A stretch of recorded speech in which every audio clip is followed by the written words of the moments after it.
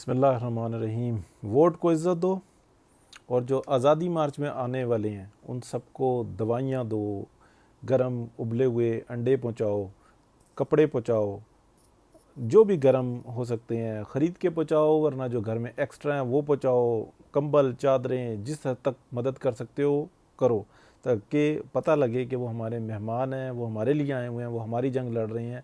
तो ये है वोट को इज़्ज़त। अपने भाइयों को इज़्ज़त दोगे तो वोट को इज़्ज़त दोगे।